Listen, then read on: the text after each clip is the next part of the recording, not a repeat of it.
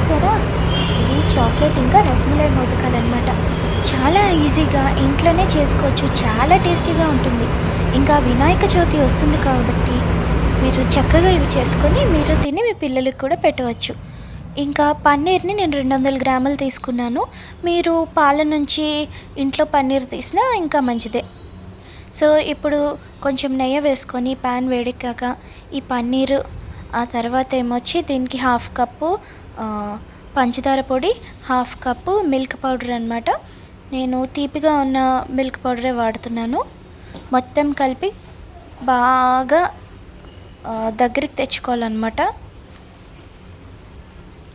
So ఇందులో milk powder, sugar వేసాం కదా.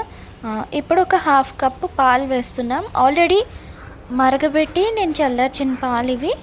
సో ఇవి ఇలా నెమ్మదిగా ఇదంతా ఈ ప్రాసెస్ మొత్తం సిమ్లోనే జరగాలి. మీరు హై ఫ్లేమ్ పెట్టద్దు.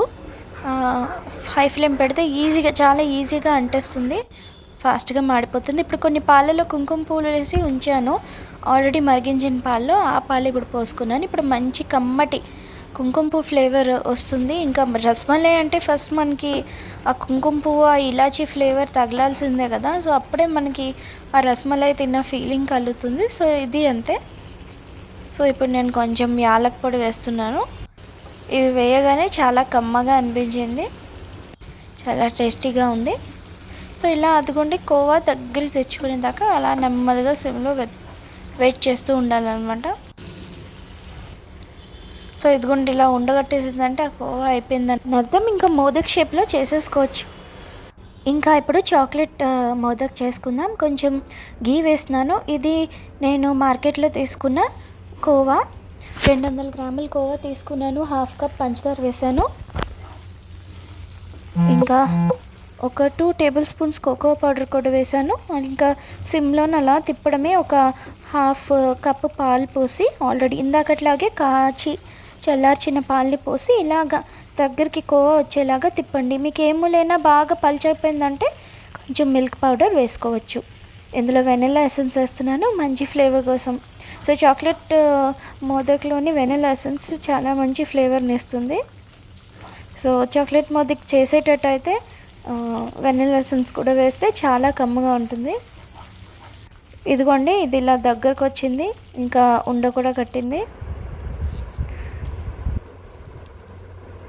సో నేనేం చేశానంటే దాని మీద కొంచెం నార్మల్ చాక్లెట్ కూడా మెల్ట్ చేసి వేసాను, ఇంకా ఎక్స్ట్రా చాక్లెటీగా ఉండాలని, ఆ ఎక్స్ట్రా చాక్లెటీ ఫ్లేవర్ రావాలని. సో ఇదిగోండి ఇలా మోదక్ షేప్లో ఇలాగా మోల్డ్లో పెట్టి షేప్ చేసుకుంటున్నాను అనమాట. ఈ మోదక్ మోల్డ్స్ మనకి చాలా ఈజీగా దొరుకుతాయి బయట, ఇంకా ఆన్లైన్లో కూడా. అలానే నేను మిగిలినవి కూడా షేప్ చేసేసుకుంటున్నాను అనమాట. కిచెన్ అంతా కమ్మటి వాసన వచ్చేసింది ఆ యాలక పొడితోని, ఇంకా ఈ చాక్లెట్ మోదక్తోని. సో ఇందాక మనం చేసుకున్నాం కదా రసమలై మోదక్, దాన్ని కూడా షేప్ చేసి చూపిస్తాను. ఇదేంటంటే కొంచెం చల్లారాల అనమాట. ఇది బాగా పల్చగా ఉంటుంది కదా. సో మీకు లేదు టైం లేదంటే కొంచెం ఫ్రిడ్జ్లో పెట్టేయచ్చు, ఏం కాదు. చక్కగా మీకు కావాల్సిన షేప్లో మోదక్ షేప్లో మీరు పెట్టుకోవచ్చు. లేదు అంటే చేత్తో కూడా కొంతమంది ట్రై చేస్తారు, బాగానే ఉంటుంది అది కూడా. మీరు చేత్తో అయినా చేసుకోవచ్చు. ఇదిగోండి మన బ్యూటిఫుల్ మోదకాలు చాలా బాగున్నాయి కదా. టేస్ట్ చేయాలని అనిపిస్తుంది, తప్పకుండా ట్రై చేయండి.